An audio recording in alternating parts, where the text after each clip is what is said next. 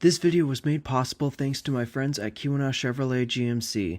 Feel free to check out their inventory at equinoxcars.com. There's a link in the description. This is a 2026 Chevrolet Equinox LT, and it's basically Chevy's best-selling car aside from their pickup trucks.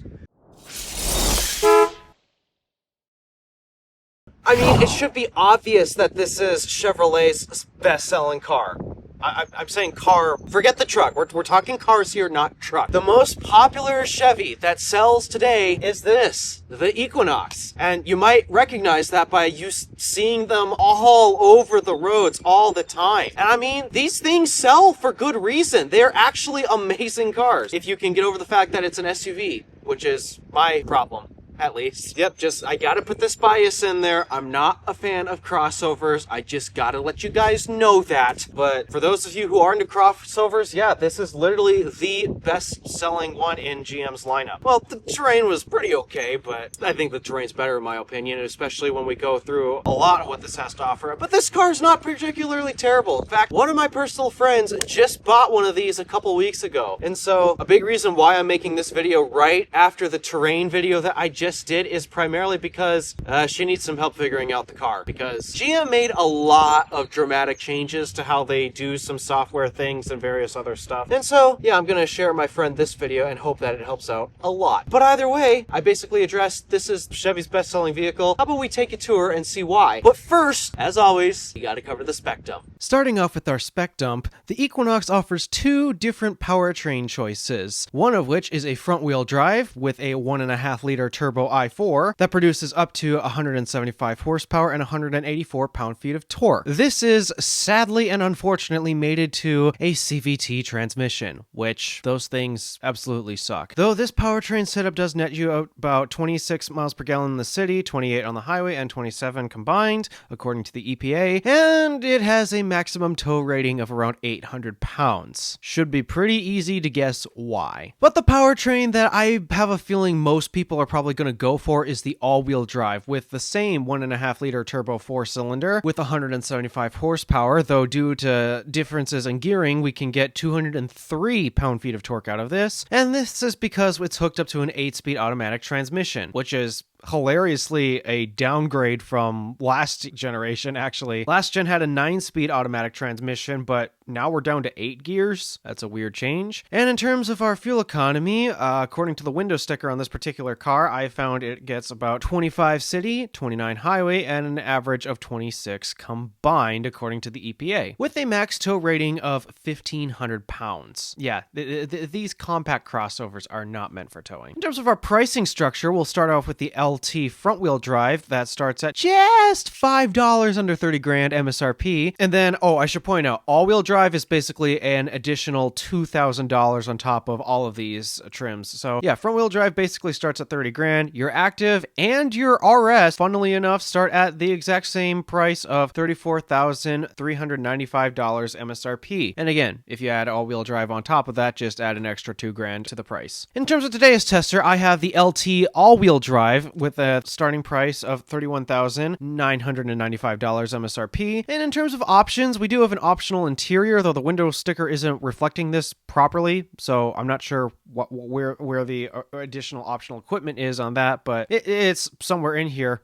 But wait, now that I think about it, when I checked the website, I didn't really find any upcharge for the nicer interior, which, odd. There's some odd pricing stuff going on with this. But anywho, aside from our base price, we do have a few extra options that do have known values. The optional 19-inch aluminum wheels for $600, radiant red paint for $495, the front license plate bracket, which is an additional $40, and when you add a destination fee of $1,395, we come to a total price of $34,525 MSRP as equipped. Starting off at the front of the car, this is where we get to probably the most controversial part of this video. And it's not even the fact that I don't like crossovers. I've already established that plenty of times on this channel. It actually has to do with styling. This is going to be the most controversial part ever. I hear so many people on the internet tell me how much they love this brand new redesign. It's a massive, massive departure from the previous gen Equinox, where they basically ruggedized replaced this whole area right here. Ruggedized grille. Oh, we've now separated the headlights for some reason, and now they're down low. A lot of people tell me that they absolutely love this design and think it's great. And here comes the controversial hot take. I think it's hideous. I'm not even joking. Like, I didn't necessarily think the Terrain was the prettiest car out there. It certainly had its handsome stance, especially depending on what paint you option it on. But when it comes to the Equinox here in this brand new redesign, knowing what past generation Equinoxes look like, wow, I genuinely do not like it. I did not like it in the photos. I did not like it in the videos. And even in person, I do not like this front end styling. But that's just me. Styling aside though, let's turn to some of our functional parts of the design. Obviously, massive grille, chrome slats, because this is the luxury trim at the LT. That's technically what LT stands for. It's luxury trim. Although their trim structure this year happens to be rather odd, because what do we have? We have the LT, we have the Active, and the RS. Which trim goes where? I don't know.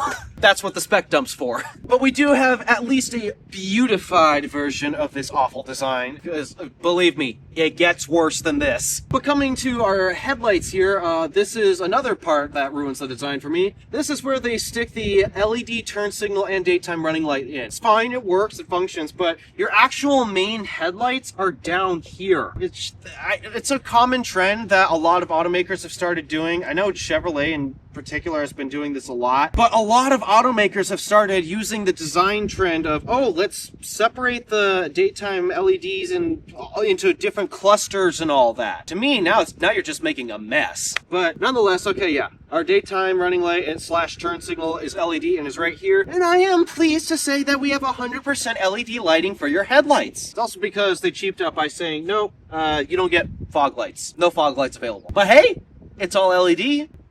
And in terms of what we have under the hood, we do need a prop rod. But in terms of what we have under the hood, it's the exact same engine that I filmed in the Terrain video. It's the same 1.5 liter 4-cylinder engine that makes 175 horsepower, and in this case, because we have the 8-speed automatic transmission, 203 pound-feet of torque. Thank goodness we have the all-wheel drive version of the Equinox, otherwise we'd be stuck with a terrible CVT. I've already complained enough about this engine, and unfortunately this is literally the only motor you can get under the hood of the Equinox and the Terrain. I guess you're stuck with it. And of course, with the sizing of this vehicle, this is going to slot right into the compact crossover space, just like almost every other sedan replacement is today. But what's nice about this particular compact crossover is it's actually one of the smaller ones on the segment. The RAV4 and the CR-V have gotten kind of big for being compact crossovers, which is this car's main competitor. Hey, at least it's nice, small, and nimble, for those of you who care about such a thing. But despite that it's got relatively small dimensions compared to the competition, don't underestimate the dimensions on the inside of the vehicle, which we'll get to in a minute. I'd also like to address the paint color on this. You guys are probably so sick and tired of me constantly reviewing black cars. From black Equinox EV to black Silverado EV to black Hummer EV to a black Cadillac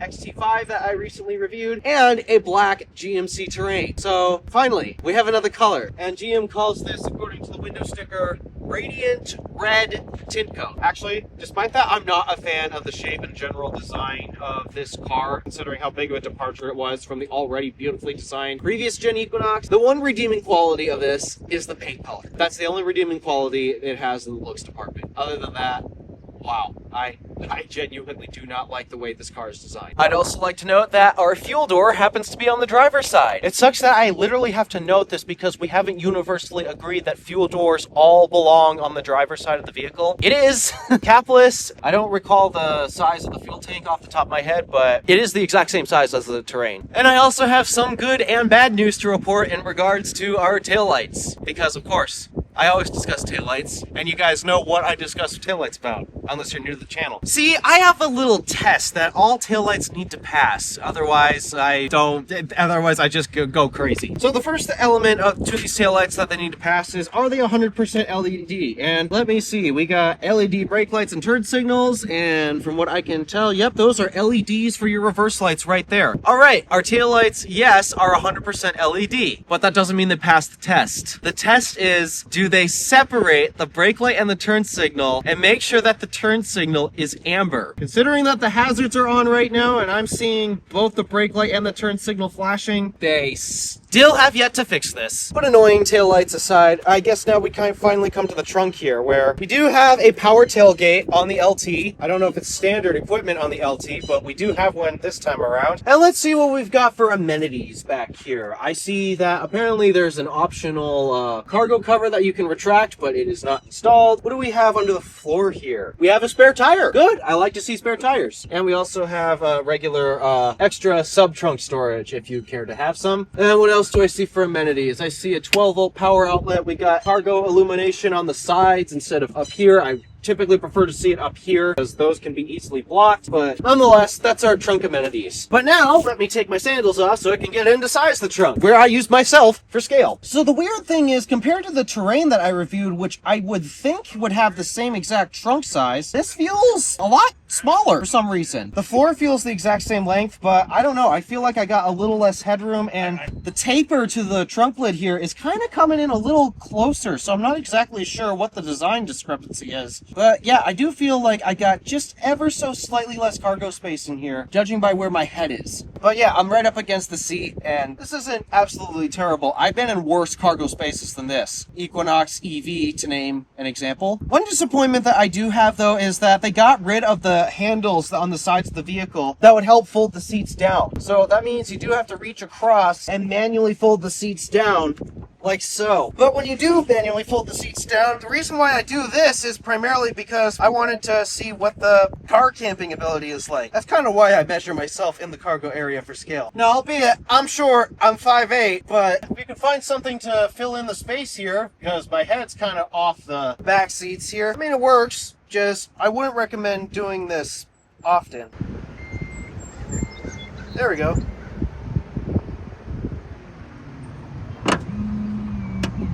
And of course, here we have the typical key fob that General Motors is now using for all of their products. Not particularly a fan of how they got rid of the rubber buttons they had before in favor of these hard plastic buttons, but it works, it's serviceable, and you still do get your spare mechanical key right there by pushing this button, and the key will pop out at some point. I'm not going to do it one-handed, obviously, but the same typical key fob, and it does have remote start just by locking the car, and then you can double tap that, and the engine remote starts. And then you can shut it off just by double tapping the button again. But now walking up to the car, we have General Motors' typical annoyance of a design when it comes to their easy entry system where car's locked. Well, unfortunately, you can't put your hand behind the sensor. That doesn't work. And I'm going to start harping on them for that because I can't think of really anyone else that doesn't do it this way, where they put the sensor behind the handle. I mean, Chrysler does it, Ford does it, Honda and Toyota do it. Like, their biggest rivals all put a sensor right behind the handle here, and yet GM still refuses to do it. Instead, you have to touch the button to open the door. And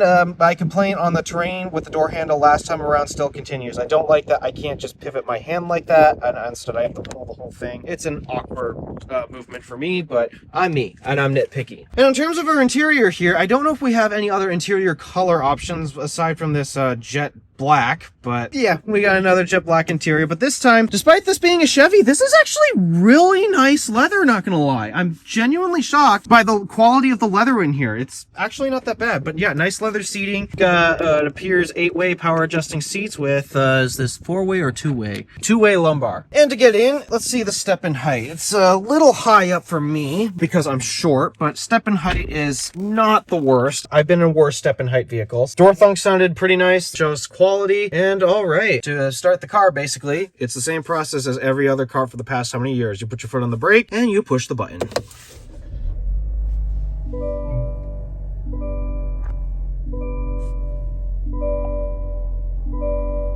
And to start things off, we're greeted by our new gauge cluster design. I actually think it's a bit of a downgrade compared to their older designs, because the reason why I feel this way is because it looks really busy. That's just my complaint. I mean, you can change the design via these buttons this button right here. So what designs do we have? We can pull up Google Maps, or if you connect your phone, you can pull up Apple Maps, which I'm a big fan of that. You have some sensing, I guess. I'm not sure what this screen is for, but okay. And then we have a basic, ooh, this is a screen that I do like. It's basic and minimal, though there is one complaint that I do have. Why is our fuel level displayed in estimated miles of range? Okay, guessometers in electric cars may not be the most accurate things in the world, but guessometers in gas cars are even worse. So I do not like the fact that we're seeing a guessometer to indicate our fuel level. That's really bad, actually. And if you want to see a proper fuel level indicator, then you have to use this busy display, which again, I don't personally like a lot. But anywho, I've gotten a little bit ahead of myself because I typically start off with the door material quality. So let's see what we've got. We've got a soft touch plastic here along with, this is a very interesting material. It's not leather. It's this rubberized plastic here. It doesn't feel bad though. It actually feels kind of nice, kind of soft. We do have a plastic chrome handle, not aluminum, and you'll find your massive lock and unlock buttons right there. You'll also find your window controls, which the driver's window is fully automatic. But if I had to guess, the passenger windows are only auto down. What the heck? You'll find your mirror controls right here. They're along with your mirrors actually do have blind spot indication. I should point that out. And then further down here, we got some door storage and room for a water bottle. And there's going to be your button right here to pop the trunk. And then finishing up our materials as we come along here, we got the same soft touch plastic on the dash. And again, this interesting rubbery material. It's not leather. Oh wait, there is leather right here. That's an interesting spot to put leather where nobody will ever notice it. But yeah, they got this rubberized material here. They got a plastic 3-dimensional piece of trim right here. And then all of your materials down here, sadly, are hard touch. I would have liked to see a pad right here that I could brush my knee against. So my knee is definitely going to get sore over long driving periods. Just would say I would like to see something a little softer than this hard piece of plastic here. But I will say everything is put together really nicely, very well. And back to this side of the cabin, before I forget, we're going to find our electronic parking brake, a button to manually activate our all-wheel drive system, auto hold function. This turns on and off your auto start stop functionality, and this will be your interior dimmer switch. We got some interesting climate vents right here. I don't know if I like these or not, but they're interesting to say the least. And then coming to our steering wheel right here, it is nicely leather wrapped. And in terms of our button layout, we have here our cruise control settings along with manual activation for our low gear, because apparently it's not actually on the transmission stock. It's actually here on the steering wheel for some reason. But yeah, you'll get your cruise control buttons right here. I'd assume there'd be an available heated steering wheel button that could go here. Oh, wait, but no, that's right there. And actually, if I recall, that's standard equipment on all Equinoxes, which is crazy for the segment. Oh, wait, this is typically reserved for Super Cruise if it's available, which I don't think it's available on the gas models of the Equinox. You have to get the Equinox EV to get it, if I recall. But yeah, speaking of this side of the steering wheel, you got your heated steering wheel button along with the button to change your gauge cluster layout design, along with other media controls and voice controls and such. And then we also have controls on the back of the steering wheel. We've got paddle shifters to control the 8-speed automatic transmission, and then you'll find your seek and volume toggles on the back side of the steering wheel. Coming to our turn signal stock here, functions as a normal turn signal in high beams, but this is also where you're going to find your wiper controls for be it your front wipers or your rear window wiper. Nice that they give you a rear wiper. We'll come back to that one in just a minute. But now let's discuss some storage. So if we open up the center console here, nice spring-loaded armrest with a little secondary tray for some extra top storage. There's no power ports or light in the center console, so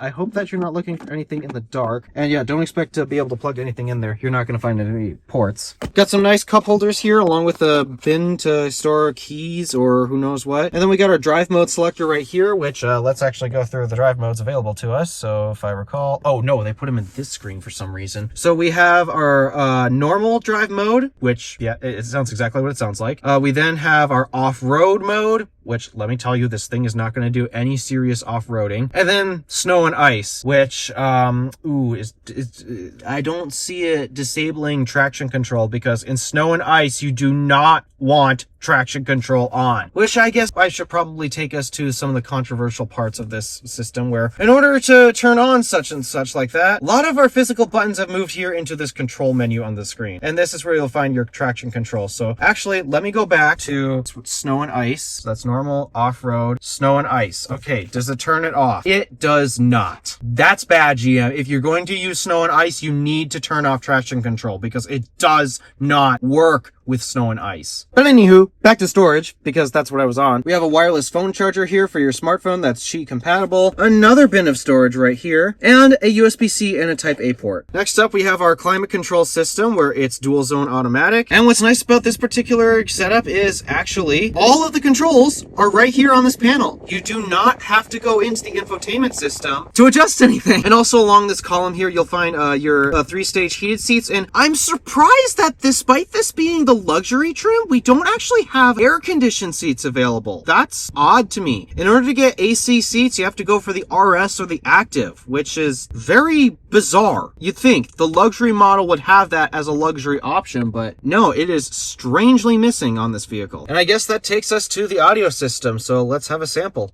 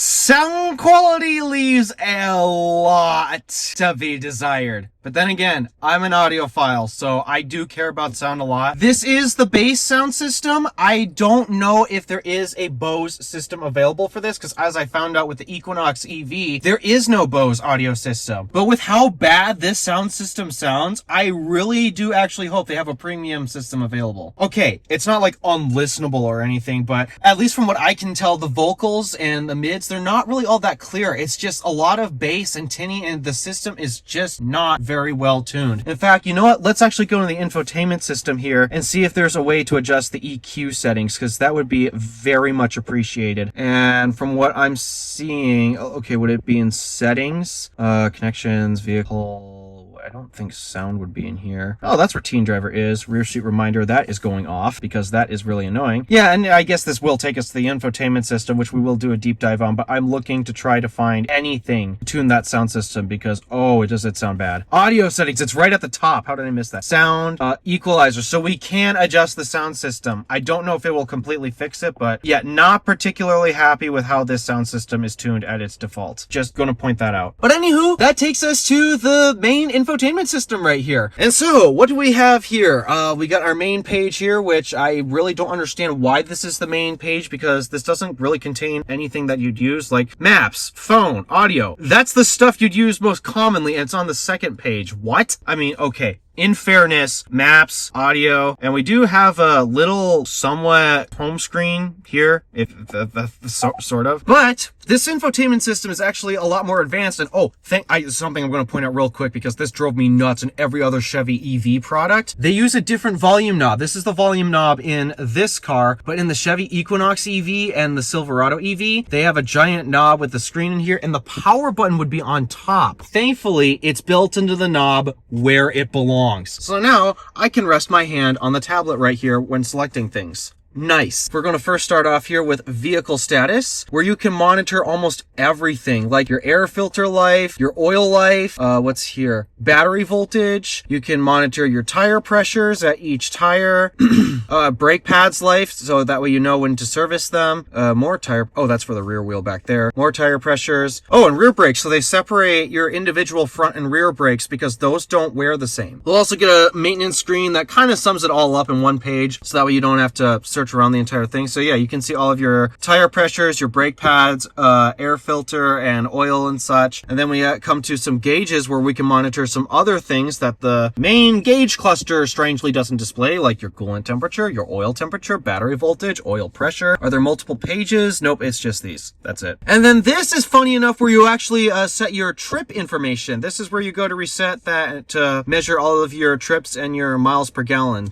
if you want to measure any of that. Oh, and this is interesting. Apparently you have to add them to driver display. Why? That's just weird. But nonetheless, that's what's in your vehicle status menu. The My Chevy thing is nothing really important. We also have built-in Google Assistant since this is based on Android Automotive. And yeah, Google Assistant, Google Play. It's because this is based on Android Automotive, so you're going to get a lot of Google apps. And beside that, you will have Android Auto and Apple CarPlay. I don't think you're going to miss Android Auto that much because, I mean, the big reason why people use Android Auto is for Google Maps, but Google Maps is built in right here. Go to map, please. And yeah, you have built in Google Maps right here. Most of the time, I actually don't think you're going to want Android Auto all that much. Me, on the other hand, I'm not a fan of Google Maps, and because I'm an iPhone user, I very much prefer having Apple CarPlay, which thankfully we do have. Sadly, it is only specific to GM's gas vehicle lineup, and they refuse to put it on their electric vehicle lineup. GM, I am going to continue to harp on you for this until you actually put CarPlay back in the electric vehicles. It is absolutely ridiculous that you got rid of it in the electric vehicles. Aside from that, we also have a quick shortcut to our camera, which is nothing particularly special as it's just our rear view backup camera. This doesn't have a front view camera, which I believe is an option. Then we'll come to our vehicle settings for connections and vehicle and apps and various other things and such. This software is over-the-air updatable, supposedly. I don't know if it actually functions, but they say this infotainment system can receive updates over the air. Next to that, we'll have climate, where we can do basically everything right here, just on the screen. I don't think you're going to be visiting this menu that often. And then Wi-Fi hotspot. This does actually have a Wi-Fi hotspot. And then yeah, we'll have our audio and maps and phone, but a lot of these are quick shortcuts that are already placed right here. And then the final controversial thing is the controls. Just, yeah, a lot of our controls are strangely located in here, like power window lockout. That used to be a button on the window controls right here, but now they strangely moved it to here.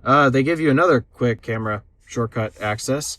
This is where you toggle on your high beams and such. Auto high beams, park assist. So those are for your parking sensors from the looks of it. And traction control. And if we see more controls here, let's see, doors and windows. Yeah, it just reorients everything, which is strangely enough. But yeah, this is very controversial. Especially my biggest complaint is I do not like the fact that they moved the headlights into here because say your auto high beams or automatic headlights just don't turn on. Well, what do you do then? Because now you don't have a physical button. Well, now you have to find this very tiny button up here. You might have noticed that's been peeking up around there. But yep, you need to turn on this tiny button right here. And then you get your auto headlight controls and such. And notice how dim this is. They do not make this easy to read. In fact, actually, I'm going to search for a setting right now. Can you turn up the brightness? No, you legit cannot actually raise the brightness of this system, which that's really annoying. So yeah, I hope that you can read this and you don't have any sun problems because from the looks of it, you can't really raise the brightness of this system and it's not bright enough in my opinion. But that's basically an overall summary of your infotainment system here. I don't know what you'd use the notification shade for, but okay. And in terms of the rest of the cabin that we got to talk about, we got an auto dimming mirror, I think. No. Oh no, it's a manual dimming mirror.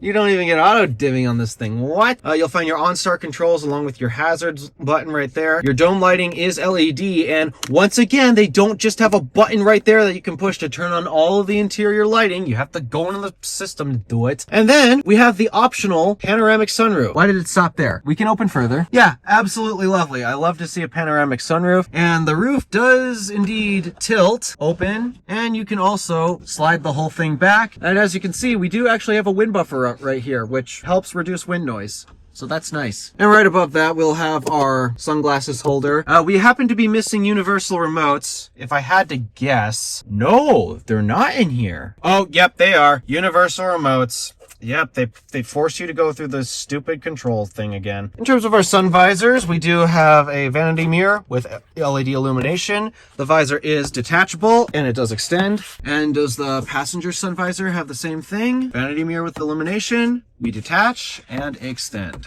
And the final thing to talk about up front is the glove box. It's dampened, not lined with felt. And that's a pretty slim owner's manual, if that even is an owner's manual. Dude, why do I let you review these back seats? Because, seriously, you just drive me insane.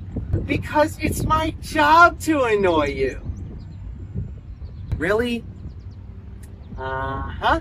Fine. Just do your job. Alrighty, I'll get started. So, starting here on the door panel, we have hard plastic. So, GM cheaped out here. Come on, Chevy, I want nicer materials. Although, we do have that rubber material here, which is kind of nice. But the rest of the door is pretty much all plastics. But hey, I mean, we got a door pocket here with the ability to store a water bottle, I think. Maybe. Actually, now that I'm thinking about it, it doesn't really look like it. So now I'm sad. The window only does auto down, which is also unfortunate, but let's move inside here anyways. So we got mat pockets right here on both seats. Let me see what we got in our center console here. 2 USB-C, so I still got more than you back here. And then we have our air vents right here. We also have a storage cubby right here. That's interesting. I didn't expect to see that. I don't know what I'd store there, but it's nice. And in terms of our seat comfort, what we got, let's see. These are very comfortable seats, actually. The bottom thing here that you'd think would push into your butt is recessed enough that it doesn't. And yeah, the seats are actually plush. This is comfortable. I also got a nice fold down armrest here with 2 cup holders. Very much appreciated. Oh, did I mention that those are your ISOFIX points? That's important.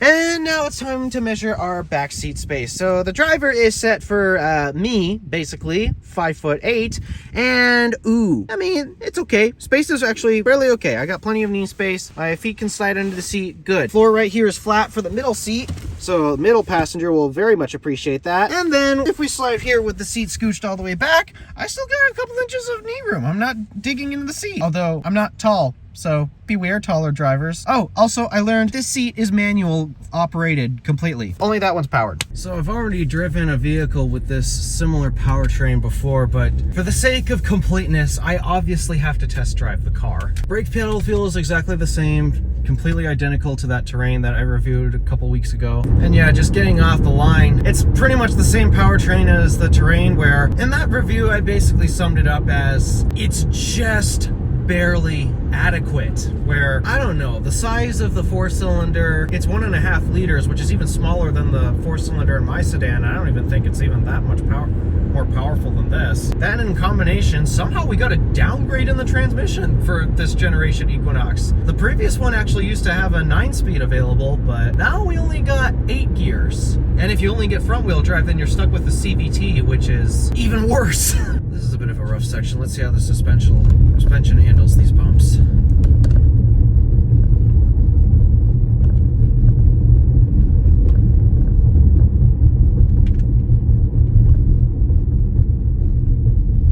Yep, they're both turning into the transfer station. That's what I thought. All right.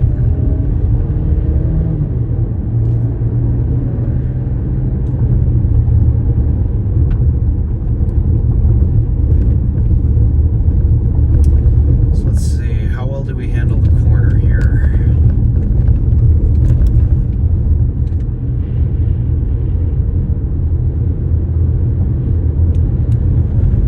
Handles it pretty much average to every other crossover SUV that I've thrown through this corner. It's not ideal because, again, the thing with crossover SUVs is their center of gravity is generally higher, and so going into corners like that, it's pretty much not recommended. It makes them easy to roll over. In terms of general visibility, I usually prefer to have my driving position lower to the ground because I get a better feel of the road, but due to the way that this is laid out, I do have to raise my seat a lot higher than I normally would. But once I do raise my seat, I got decent view over the hood. Mirror size is fine. The window size is also fine. My biggest complaint is just I wish that I could get lower to the ground, but because I'm so short, I can't do it.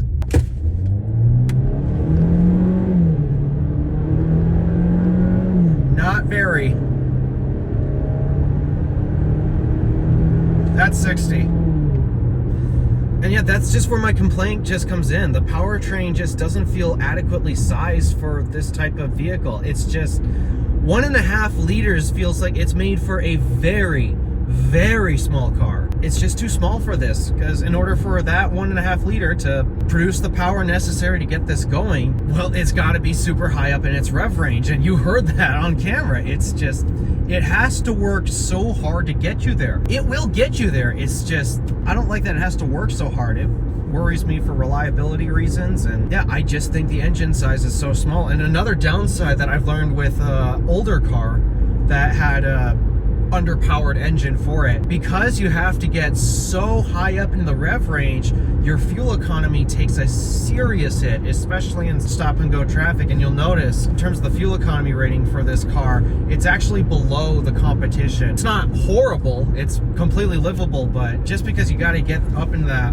high rev range, you're just sucking that fuel like there's no tomorrow. But overall, yeah, the powertrain it feels solid. I just have potential reliability concerns for that engine revving it so high all the time, especially if you're planning on getting this thing on the highway. And now we come to the car board, my scoring system to evaluate the different categories of each of these cars. Starting off under the hood, in terms of power, the powertrain is, well, it is barely adequate. It is enough to at least get it a 4 out of 10. And keep in mind, the only reason it gets a 4 is because I'm rounding here. I'm actually being generous, if I'm being honest. Our transmission got a downgrade over the previous gen Equinox, which is strange. I have to give it an 8 out of 10. In terms of drivetrain, all-wheel drive is an option on all of these trims, so I can give it a 4 out of 10 on that. 0 to 60 is fast enough to give me a 5 out of 10. And in terms of fuel economy, it's not particularly the greatest in the segment, but it's still at least enough to get a 6 out of 10, bringing us to a total of 27 out of 50 for under the hood. In terms of the weekend categories, styling, I know this is going to be a bit controversial, but I'm sorry, I just cannot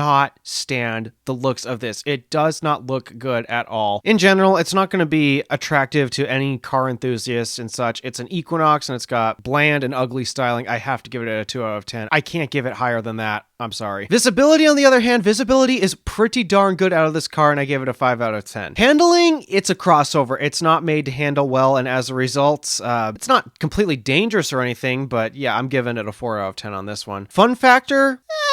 I mean, you can have a little bit of fun in it, but not all that much, and I'm giving it a 3 out of 10. And in terms of cool factor, guys, it's an Equinox. Everybody has these things. Is it really that cool of a car? Well, okay, considering that Chevy sells like hundreds of thousands of these every single year, yeah, okay, it's got something to bring people's attention, but genuinely, it's not particularly that cool of a car or that interesting. The only